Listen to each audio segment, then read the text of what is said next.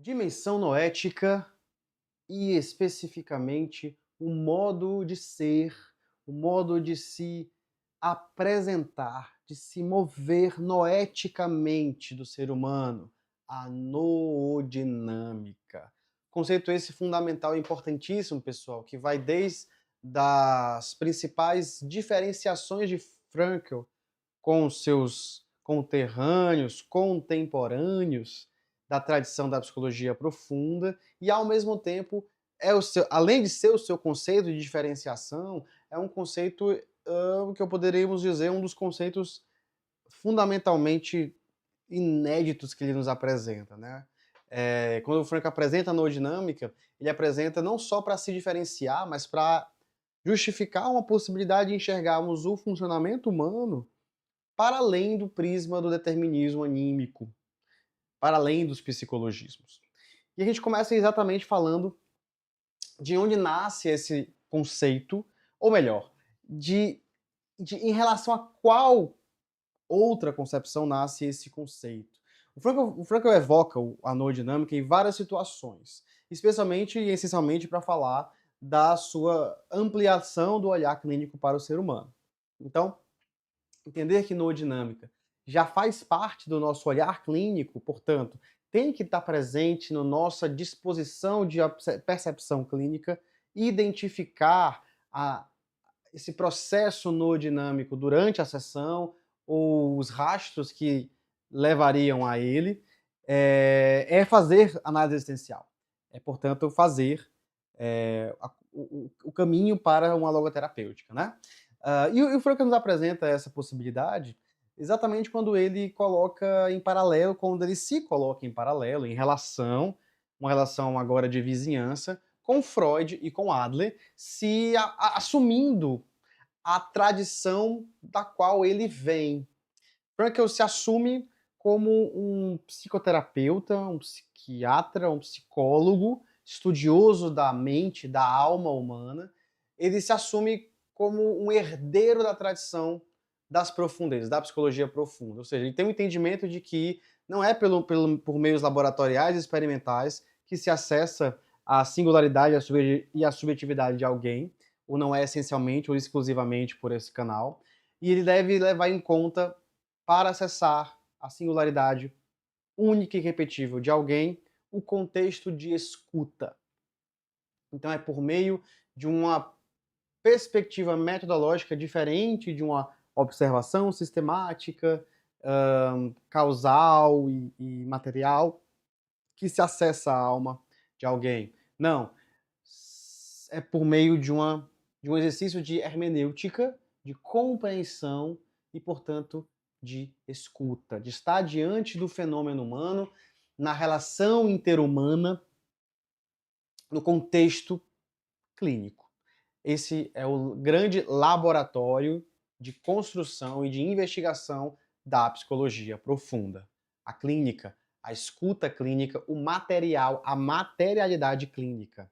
Isso é uma mudança de paradigma para uma forma de fazer psicologia ainda muito filiada às neurociências, às neurologias, às biologias e à reflexologia. E é um exercício de se lançar para o fenômeno humano no que ele tem de oculto e para o sujeito que se apresenta diante de nós como um ativo e fenômeno que se expressa e se revela para nós. Isso é um paradigma que acompanha a clínica da psicologia profunda. Freud, Adler, Jung, Frankl. Porém, ao assumir a herança da tradição vienense, o Frankl também aponta o que ele entende como possíveis e perigosas limitações. Por que possíveis? Porque não necessariamente elas vão incorrer no risco de psicologizar o processo. Mas o risco é alto, segundo ele.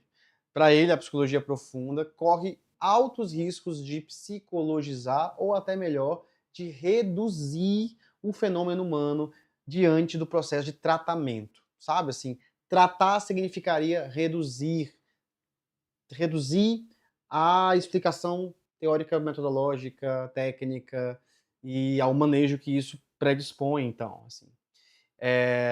Então ele estuda, aprende a psicologia, a clínica psicológica da psicologia profunda, estudando muito Freud, estudando com Adler diretamente, lendo alguma coisa ou outra de Jung, dá a entender que Frankl tem um conhecimento de Jung, ele cita Jung vez ou outra, então ele é um estudioso da psicologia profunda, da tradição das profundezas. Contudo, ele já ainda nessa trajetória de formação, ele vai se distanciando da tradição, se deslocando talvez, e fazendo um movimento de ampliação de olhar, sem virar as costas para a tradição da psicologia profunda.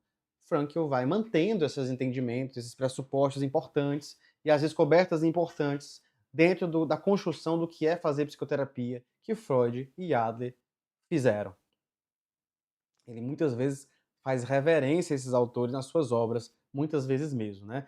Assumindo a si mesmo como um anão que subiu no ombro de gigantes e, por se apoiar nesses gigantes, poder ver algo maior, um pouco mais distante, um pouco mais ampliado. E essa ideia de ampliação, de altura, de mais alto, né? Vai tudo conversar com o que ele quer trazer de resgate no seu desenvolvimento de leitura clínica e diagnóstica. Vocês devem ter visto ao longo desse semestre, ou nos seus estudos de logoterapia. Frankl é um humanizador, e a logoterapia é uma proposta de repensar o olhar clínico na psicoterapia, antropologizando esse olhar, ou melhor, construindo uma base antropológica que previna reducionismos nessa intervenção clínica. Fazendo isso, o Frankl quer legitimar o diálogo com todos os desenvolvimentos clínicos feitos até então, da psicologia profunda e da psicologia experimental e comportamental, adicionando a este olhar o que ele vai chamar de dimensão noética, dimensão espiritual, dimensão dos valores. E acrescentando a essa dimensão a metáfora das alturas, em contraponto à psicologia profunda. Se a psicologia profunda, vai dizer ele, foi responsável por descobrir, desvelar o mental, o psíquico, e uma forma de abordar o fenômeno humano a partir da escuta mais do que da observação, da hermenêutica, da interpretação e da compreensão mais do que da explicação, precisamos adicionar e continuar essa ampliação do fenômeno humano para a dimensão noética, existencial.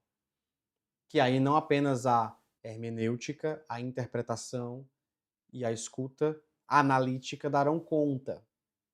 Será preciso uma disposição diferenciada para captar os dados desta dimensão. Será preciso uma disposição existencial de encontro, de abertura. Uma postura não mais analítica, mas sim fenomenológica. Tudo isso aqui, todo esse trato, vamos abordar mais à frente e vamos abordar em momentos futuros também, nesses estudos aqui que estamos fazendo em logoterapia. Mas fica fundamentalmente importante a ideia de que há uma área, uma dimensão, extrato do fenômeno humano que está sendo